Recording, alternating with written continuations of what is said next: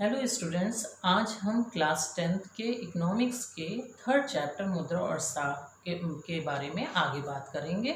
Last video में हमने बताया कि बैंकों से ऋण की आवश्यकता व्यक्ति कैसे पूरी करता है और ये जो ऋण होता है इसी को हम साख कहते हैं।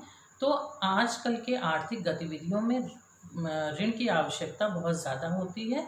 तो इसकी दो स्थितियाँ हो सकती हैं। एक तो जैसे उत्पादनकर्ता कोई है, अपनी कार्यशील पूंजी की आवश्यकता को पूरा करने के लिए बैंकों से ऋण लेता है, तो वहाँ पर वो अपनी कार्यशील पूंजी यानी कि जो भी नकद मुद्रा के रूप में वो अपने उत्पादन में खर्च करता है उसकी आवश्यकता को ऋण के द्वारा पूरा करता है और उत्पादन होने के बाद उसको जो भी आय प्राप्त होती है उससे ऋण का भुगतान करता है।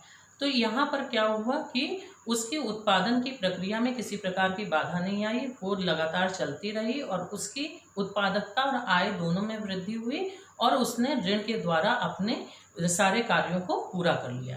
तो यहाँ पर ऋण की भूमिका बहुत ही सकारात्मक और महत्वपूर्ण है।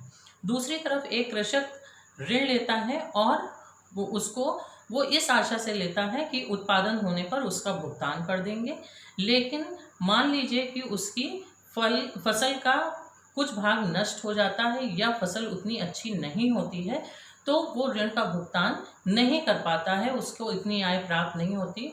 तो ऋण का भुगतान करने के लिए उसके पास दो स्थितियां होंगी, या तो ऋण को वो दुगना ले और एक भाग से अपना पिछला ऋण चुकाए और दूसरे भाग से अपना अगला उत्पादन करे, या फिर वो अपने जमीन के किसी टुकड़े को बेच करके ऋण की भरपाई करेगा।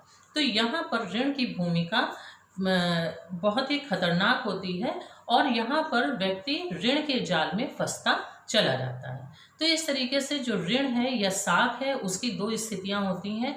एक तरफ वो उत्पादन में वृद्धि भी करती है, सकारात्मकता भी लाती है, और दूसरी तरफ उसका एक नकारात्मक भूमिका भी होती है। तो यहाँ पर ऋण के साथ ऋण की आवश्यकता तो सबको पड़ती है, लेकिन ऋण के साथ एक जोखिम भी जुड़ा रहता है। तो ये आपके ऋण या साख की दो स्थितियां हैं और इनको नोट्स में आप इसी शीर्षक के अंतर्गत वर्णित करेंगे। धन्यवाद।